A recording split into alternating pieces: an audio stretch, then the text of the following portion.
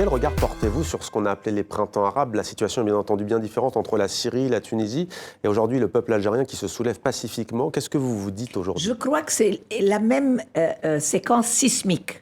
Je pense que ce qui s'est passé dans les révolutions qu'on a appelées printemps arabe, qui pour moi sont des révoltes arabes, ça commence en Tunisie et ça a surpris tout le monde, en particulier en France, parce que tout le monde pensait que la Tunisie était un gentil petit pays qui n'avait pas la force de l'Égypte ou de l'Algérie. Ça a commencé, ça a été en Égypte, ça a été en Syrie, malheureusement avec un dictateur qui a détruit le pays parce qu'il n'a même pas voulu de réforme, ce que demandait la population.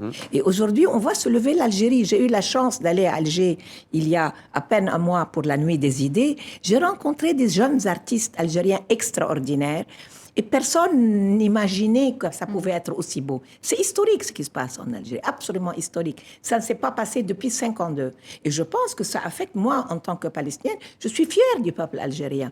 Nous avons eu notre intifada, elle reviendra.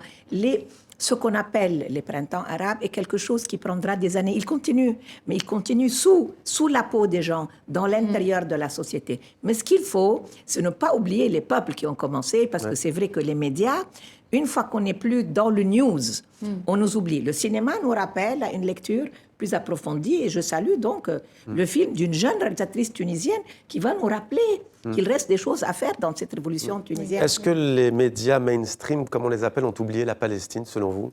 Ils oublient quelquefois, malheureusement, ce qui les ramène au souvenir, c'est les morts. Ouais. Ça veut dire, quand est-ce qu'on parle de la Palestine? Lorsqu'il y a, comme ce matin, 4 morts à Gaza, parce qu'encore une fois, l'armée israélienne a tiré à balles réelles. Mais les Palestiniens meurent depuis 52 ans à Gaza, depuis que dure l'occupation militaire de tous les territoires occupés. Et je ne fais pas de reproches, mais je pense que maintenant, au XXIe siècle, les journalistes devraient avoir, eux, leur propre vision de leur rôle dans la société, au-delà de leur emploi. Ça veut dire qu'on n'a pas les moyens de ne donner qu'une lecture.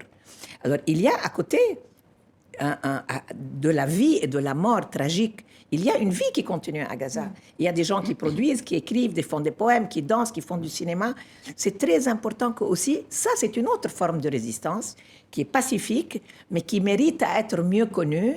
Et je trouve que c'est le cinéma qui inclut le cinéma dans vos télévisions. Ça veut dire ce qu'on voit sur TV5, sur Arte, sur Antenne 2, qui sont des films qui racontent ce que Emna appelle le visage caché de la suite de la révolte. Ouais. Un mot peut-être sur... Il faut se battre pour ça. Se battre pour ça. Le pape François, qui est au Maroc, a eu une phrase pour Jérusalem. C'est d'ailleurs un appel commun. La ville de toutes les confessions, de toutes les religions. Oui.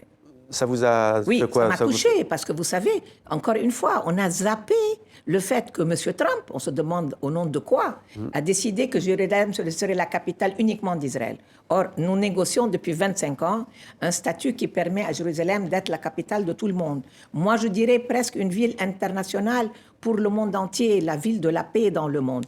Et ce qu'il dit, lui, avec le roi du Maroc, qui est le président du comité de la conférence islamique, qui est le comité Al-Quds, il dit qu'il rappelle au monde, et c'est quand même celui qui représente les chrétiens du monde, qui sont le plus grand nombre de pratiquants, que c'est une ville qui appartient à toutes les confessions, inclus la juive, on ne la met pas à la porte. Aujourd'hui, c'est une ville entièrement occupée qui est en train d'être totalement judaïsée. Ça veut dire on enlève toute trace de ce qui n'est pas la preuve que ce serait seulement la capitale israélienne.